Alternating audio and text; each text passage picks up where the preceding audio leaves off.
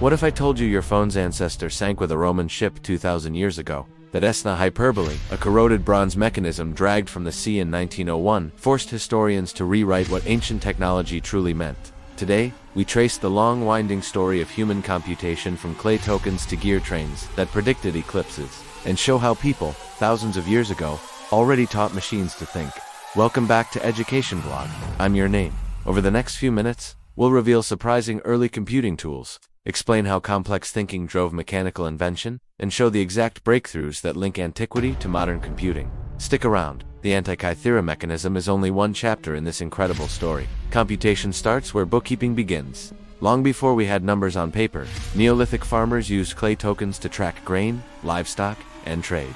Archaeologist Denise Schmandt Besserat showed how these tokens led directly to writing the first ever data structures by 3000 BCE. Sumerian scribes were tackling problems on clay tablets that sound surprisingly modern: inventories, loans, and even calculating interest. It turns out accounting was the original killer app. In Mesopotamia, math became a tool for precision. The Babylonians used a base 60 system that's still with us today in our minutes and degrees. Clay tablets from that time show multiplication tables, reciprocal tables, and surprisingly advanced geometry. Two famous artifacts, YBC 7289 and Plimpton 322, prove they could handle square roots and Pythagorean relationships.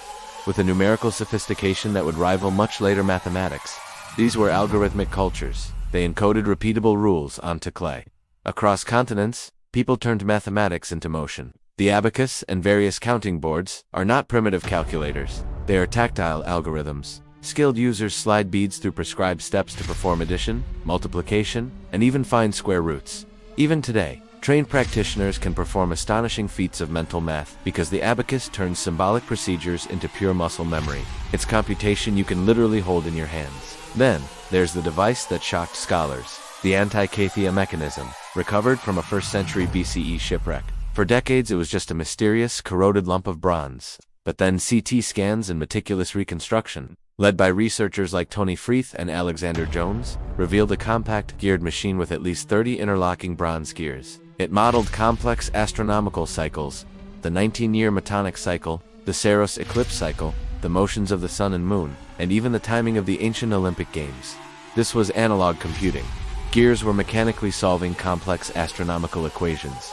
Researchers called it earth-shattering. Nothing of this complexity is securely dated any earlier in the archaeological record. It proves the ancients could miniaturize complex systems, design incredibly precise gear ratios, and encode astronomical algorithms into metal. Meanwhile, in China, computation took other mechanical forms. Counting rods, and later the swanpan abacus, enabled fast calculations for commerce and astronomy. By the Song dynasty, brilliant engineers like Xiang, around the year 1092, built enormous, water-driven astronomical clocks. These marvels featured chain drives and escapement mechanisms and engineering feat that stored and processed celestial data on a grand scale. These were different solutions to the same universal human problem: managing complexity with devices. The medieval Islamic world masterfully fused computation as both a method and a machine. In the 9th century, the great scholar Al-Khwarizmi wrote texts that systematized arithmetic and algebra. In fact, the word algorithm traces right back to his name. The adoption of Hindu-Arabic numerals made calculations simpler and far more powerful. Engineers like the Banu Musa brothers, and later Al Jazari, created incredible automata and programmable mechanisms. They used rotating drums with pegs to control sequences, a primitive but brilliant form of programmability. At the same time, astrolabes perfected across the Islamic world encoded complex astronomical procedures into compact, usable instruments. So, why don't we usually think of the ancients as computer builders? Because knowledge is fragile. Libraries burned, trade routes broke, and specialized craft workshops vanished with their masters. The Antikythera may be a lone survivor of a much broader Hellenistic tradition. The Great House of Wisdom's library in Baghdad was devastated in 1258, disrupting centuries of incredible innovation. Time and again, technologies were lost, only to be reinvented or reconfigured centuries later in new contexts.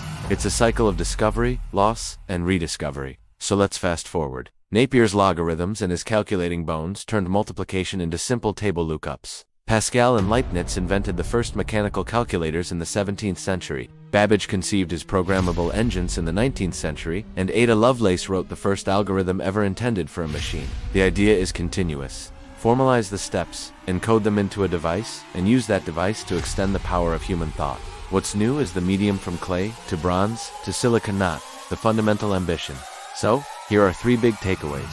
First, computation grew from practical needs like bookkeeping and astronomy. Second, mechanical and algorithmic thinking advanced independently across many cultures. Mesopotamia, Greece, China, and the Islamic world each contributed crucial ideas. And third, the story is shaped by loss and rediscovery, but the core human drive is constant. We build tools to help us think faster and farther. Computation is truly a 4,000-year human project. If this rewired your sense of history, please hit that like button and subscribe to Education Blog. Want to go deeper? Comment Ancient Tech down below, and I'll send you our free timeline of ancient computing PDF, packed with images, dates, and museum links so you can explore further. Also, let me know in the comments which ancient device surprised you the most. Next week, we're exploring the forgotten women of early computing, the incredible human stories behind the machines. See you then.